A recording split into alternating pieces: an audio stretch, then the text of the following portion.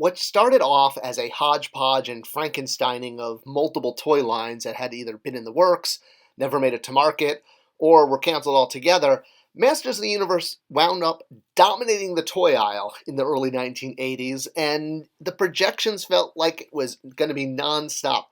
Heck, Mattel was even taking out print ads, literally showing He-Man against the competition. You almost never see this, where you see competitive product in a Mattel ad. That's how big He-Man was. In fact, the brand became so big that they started assigning actors to play Skeletor and follow children around malls, encouraging them, or, well, one could even say forcing them to buy He-Man toys against their will. While this was a big part of the brand's growth, having a scary skeleton monster behind you wasn't the only reason the brand was huge. The cartoon show, which aired every weekday in the 80s in the US, well, it became just as much big part of the 80s as pink radios and big hair. What can I say? He-Man in the 1980s just gelled together until they didn't. Well, those actors following kids around malls couldn't last forever, and pretty soon, well, the line had an opposite. While the rise was big, so was the fall. And a lot was planned for an extension of the line in 1987, but unfortunately, with the decline in sales, He-Man, Skeletor, the whole crew, it was pretty much done quicker than anyone expected, especially since sales were outpacing Barbie and Hot Wheels. Now, Mattel wasn't just going to let a line that had been a billion-dollar franchise completely disappear, and a lot of thought went into how they could bring He-Man and Skeletor back and, well, start earning money for the company again and making kids' childhoods joyful. Unfortunately, there wasn't going to be much of a resurrection for classic He-Man, at least not for about 30 years or so. Of course, the 2000X and then the Revelation show were able to bring Masters of the Universe back, but between them, there was sort of the Black Sheep reboot that doesn't get talked about that much. While the original plans for the extension of Masters of the Universe was to focus on Hero, and even alternate plans were to focus on another hero, which was Dare, son of He-Man. I know, not to get confused with the other hero. You can't tell your heroes without a program here. There were a lot of similar Hero, son of He-Man. In fact, actually, there were two completely different Hero, son of He-Man pitch books that have surfaced that had ideas for extensions of the line. In particular, one of them, which was called Hero, Son of He-Man, and used that logo there, would have told the story of King He-Man and his son, Dare, who was known as Hero, called Hero 2 for Masters of the Universe Classic's sake, since we already had Hero from the Preternia. This was sort of a Batman Beyond phase for the brand, where He-Man and Skeletor's kids were going to be taking over the mantle for the brand, and He-Man and Skeletor, through actually live-action cuts, were going to advise their kids with battle strategy across the universe. The kid, Skeletine, and Hero, this is Skeletine here, Skeletor's son, they were going to be off fighting in a distant galaxy, and would get advice via these live-action intercuts with Skeletor and He-Man back on Eternia. Well, unfortunately, the Hero, Son of He-Man concept was never actually fully greenlit. A lot of development was done for it, but unfortunately, most of that development has since been lost. I brought the pitch book to San Diego Comic-Con one year and shared at the He-Man party with a lot of fans there, but unfortunately, since then, I don't think the copy survived my departing Mattel. So, why am I talking about this pitch book? Well, all of the characters from what became New Adventures were originally conceived as part of this pitch book, and they all used the European names, like Icarius, not Flipshot. So the designs, the names, the roles, all of that wound up going into the New Adventures line was originally based around the main hero being Hero, son of He-Man, and he looked exactly like New Adventures He-Man. You can see Skeletor from New Adventures also kept a lot of the work done for Skeletine, the more 80s style punk aspects. Son of He-Man, Hero, was shown wearing this armor in the pitch book, which is the exact same armor that was used for New Adventures He-Man, which is why the Dare, Son of He-Man action figure, uses the New Adventures armor recolored in silver, because he was actually the original concept sketch that was then repurposed and turned into New Adventures He-Man.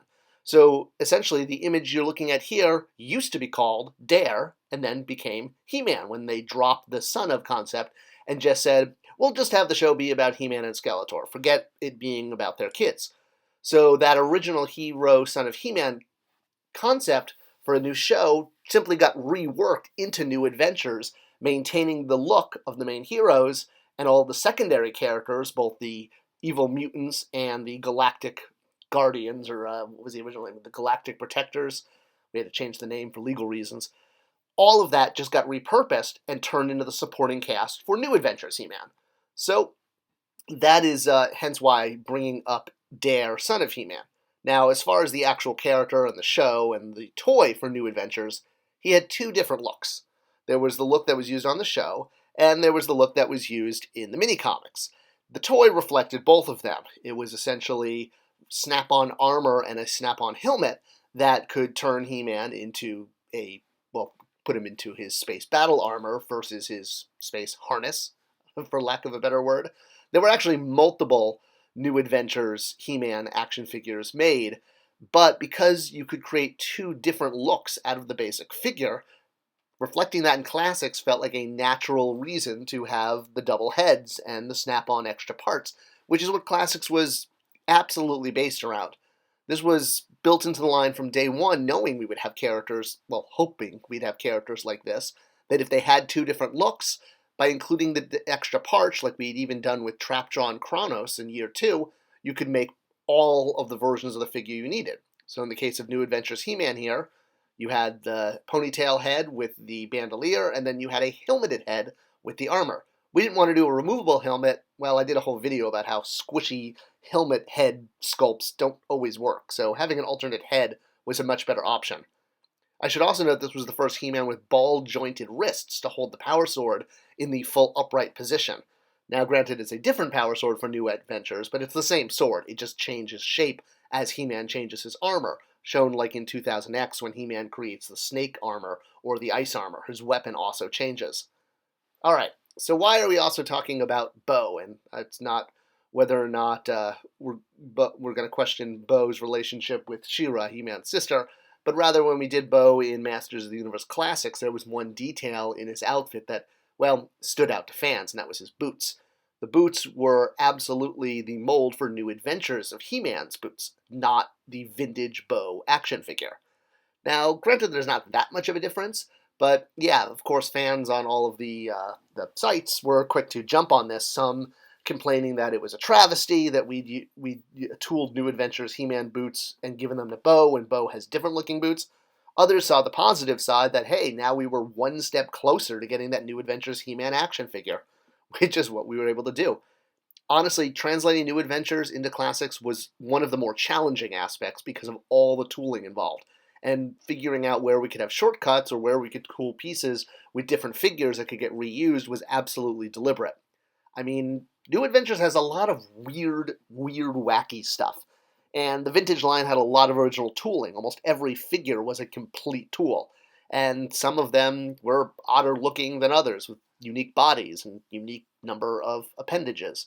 So being able to come up with a way to strategically share parts that worked, it was all part of the strategy. And the Horsemen were really the ones that led this charge, and we couldn't have done it without them.